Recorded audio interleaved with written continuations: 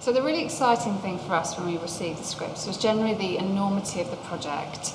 The scripts are based in a futuristic, Blade Runner-esque feature film type environment. So the challenge for us was how we really put these together in terms of being in the commercial world. Dante Arriola is the director of these spots, and we've collaborated with him many times before. Most notably, the last commercial that Chris Knight put together with him was Johnny Walker.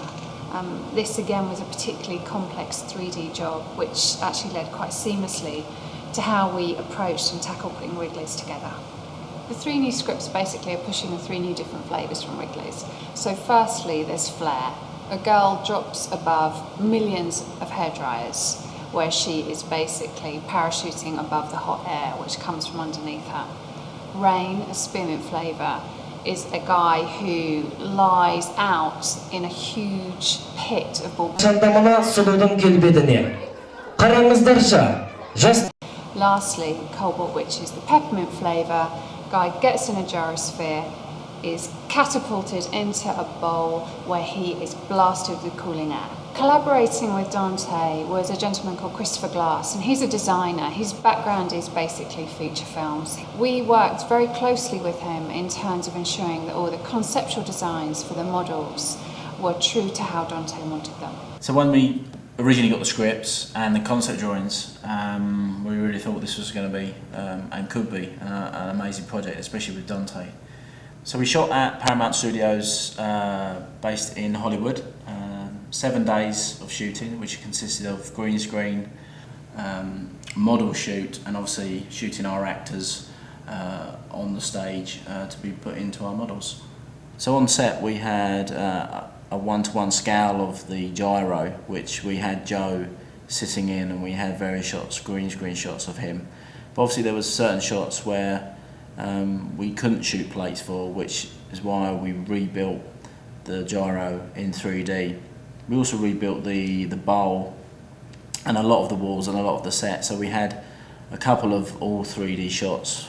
So once we created a moving background for the shot with some 2D smoke and the high-res images and the 3D fan, we then added some moving 3D rings, which obviously we didn't have on the shoot. We then added some 2D elements, which was shot on set of smoke, which was shot on black, and then obviously comped together with a move and with camera shake and with smoke, we get our final result. On the shoot for Flare on the stage, we had probably about 150 hair dryers, and in the final shot I think we're getting on to easy 5,000, so we had to replicate a lot more hair dryers than what we had. So in 3D we also remodelled the hairdryer, so then we could create the numbers that we needed. The first thing we had to do on this, once we were in post, was to extend the set, and this was done by using some high-res stills from the shoot. And this is the shot of our girl that we shot on stage, that we took and reduced down and put into the shot. And then once we'd added heat haze and particles, the shot really came together. The model speakers that we had on set, Dante wanted to redesign, which Christopher Glass did, and those were rebuilt in 3D and then comped into all the shots where we saw speakers.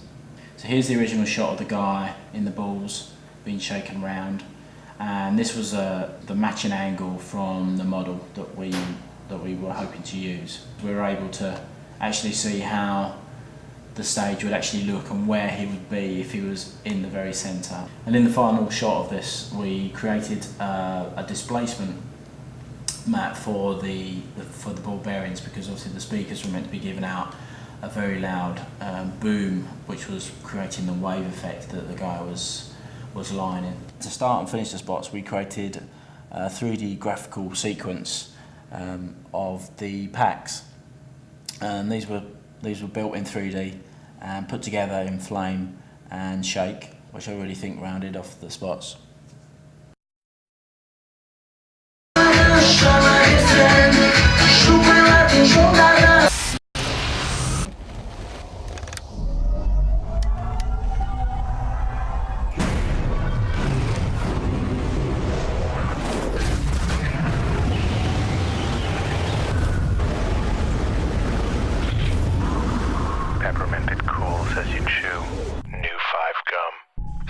your senses. How it feels to chew 5 gum.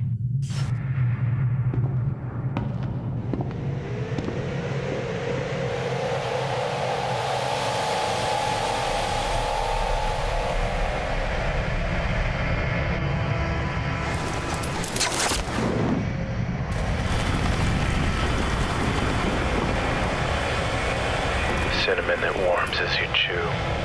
New 5 gum. Stimulate your senses. How it feels to chew 5 gum.